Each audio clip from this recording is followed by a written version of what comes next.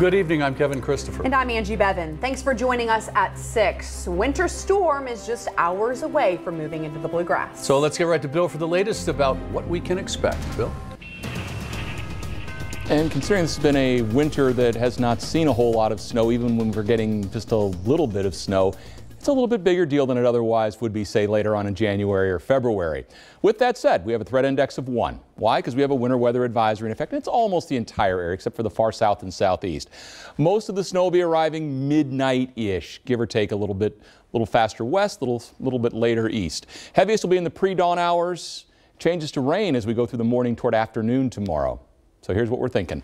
Across the north, 3 to 6 inches of snow. You're headed up towards Cincinnati tomorrow. You're going to have a lot more snow that you're going to encounter than, say, if you stay home around the I-64 corridor south. 1 to 3 inches of snow for Lexington and the communities around. By the time you get down towards Somerset, the parkways and south, a trace to an inch, but we'll also put some freezing rain and sleet in there, so there will be some slick spots early tomorrow. Winter weather advisories from the parkways north. Winter storm warning by the time you get to the counties up there by Cincinnati. So there's the MaxTrack Live Doppler. We are beginning to pick up a little virga. The main snow still along the Mississippi River, now getting into southern Illinois, far western Kentucky. Still a few hours away, so the future track shows its arrival. There you go, 11:30, 12 o'clock, and the snow begins to come in.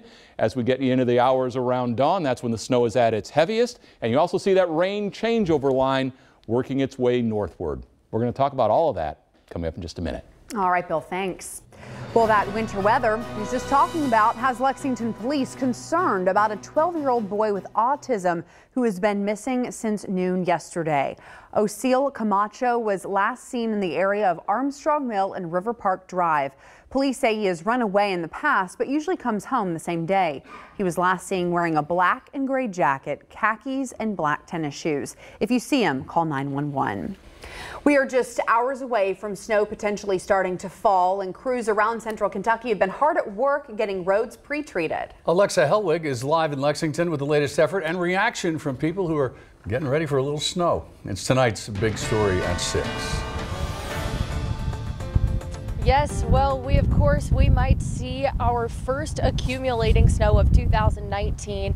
And with that being said, crews here in Lexington, they have been working all day to pre-treat the roads. I was over in Scott County earlier today, and their crews are on standby all night to deal with whatever Mother Nature decides to grace us with. Mixed feelings about it. I like it at a certain point, but over a certain point, I don't like it. It's nice to see. As long as the roads aren't bad, I don't mind it. When it becomes a safety issue, then I just assume it would stay away. It's January and snow is to be expected here in the bluegrass. Over in Scott County, crews pre-treated nearly 200 miles of county roads yesterday and today. Mark Austin, he is a local in Georgetown, and with the snow most likely falling overnight, he says he stays prepared. Whether it be snow scrapers or de-icer, carry jumper cables. Sometimes I throw a blanket or an extra change of clothes in case you break down. You have to walk. Here in Lexington, the city road crews have been treating the roads all day, and they will continue to do that overnight. Matt Hill, he owns a snowplow removal company.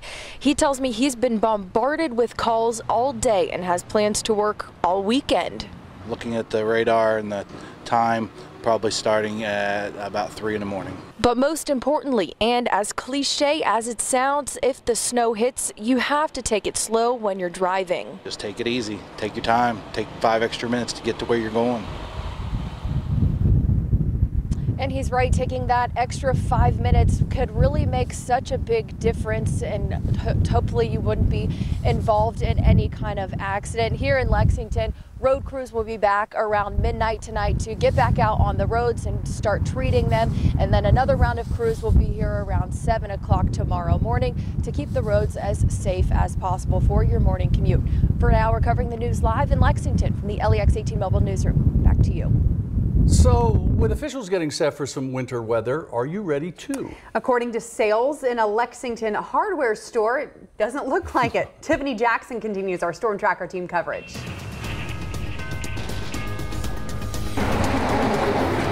The front window at Chevy Chase Hardware displays everything you could need for winter, but the owners here say no one's buying. We're actually hoping we get some snow and ice so we can boost sales a little bit. Even with snow in the forecast as early as overnight, Bill Edwards says they've only sold a couple shovels and sleds this week. We may get a little activity later on their way home from work.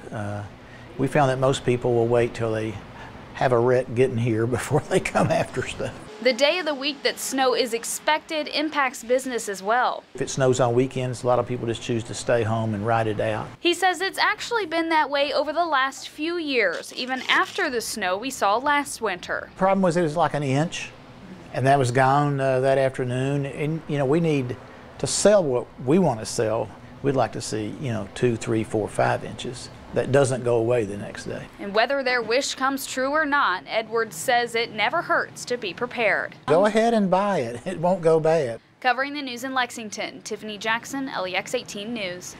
When you're near a computer, you can track the winter weather 24/7 by logging onto our website, lex18.com.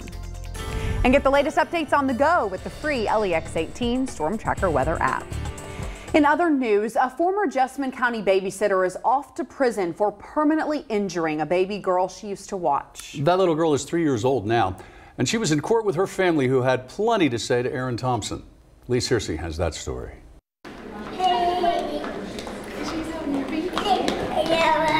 Outside court, 3-year-old Kylie Jo Sizemore was a busy little girl as she walked the hallways with braces on her legs. Inside court, moments earlier, though, her grandmother, holding Kylie, unleashed on Aaron Thompson. Do you realize how close you came to killing my grandchild? Yes, I do. Do you realize how much suffering we have done trying to keep her alive? Yes, I do. Well, I'll never forgive you. Thompson was Kylie Jo's trusted sitter who ended up abusing the then 4-month-old. None of it's fair. You know, we trusted, you know, someone that we thought was a good person. Thompson got 15 years for assault first and second-degree criminal abuse.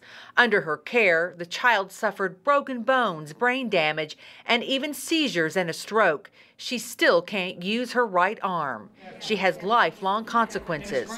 The past 3 years, Thompson managed to stay out of jail until now. She was out on house arrest. Was not okay for us at all to know that she was still out there, still being able to spend time with her family, her friends, you know, while Kylie was suffering. Her family continues to push for Kylie's law, which would require child abusers to register like sex offenders. So that way she won't have the opportunity to be around other kids at all or other babies. For now, Kylie Jo's speech may be limited, but she's long on hugs. Oh, she wants a hug. Okay. Okay. Bye. Covering the news, Lee Searcy, LEX 18 News. Also tonight, a UK police officer is thanking 4 employees at the Gatton Student Center for saving his life yesterday. Officer Alan Saylor suffered a heart attack inside the building yesterday morning. The university says employees Chip Carter, Walter Robinson, Matt Burns, and Brandon King administered CPR while a 5th employee called 911. Officer Saylor was rushed to UK hospital, where we're told he is listed in good condition. Today, he released a statement saying he is truly grateful for everyone who helped save his life. After last year's battle over pension reform, lawmakers aren't sure if they're going to have a new pension bill ready this year. And what they do have that's stirring up controversy are abortion bills and a proposed change for the courts. Carolina Buchek has all the details from Frankfurt. There being 30 yeas, 6 nays, Senate Bill 50 is passed. Lawmakers moved one step closer to passing one of their abortion bills today. Senate Bill 50 requires all doctors to tell the state every time they prescribe drugs used to induce abortions. And it's stirring up controversy. This bill is nothing more than another attempt to overturn Roe v. Wade. We're taking a medicine and it's terminating a life. After the break, lawmakers will be working on Senate Bill 2. That bill would bring different judges to Franklin County Circuit Court to hear cases against the state government. Now, currently, the judges who normally work there hear the high-profile cases, but the GOP has been critical of one of them, Judge Philip Shepard. He has ruled against some GOP-backed bills, like last year's pension bill. Judge Shepard wants to practice the case.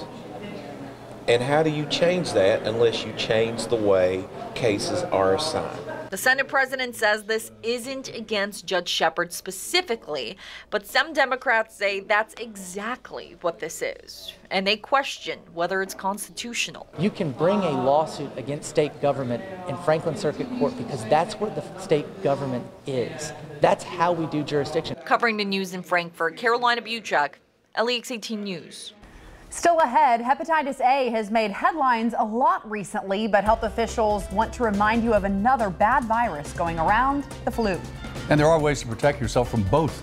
That's next on LEX 18 News at 6.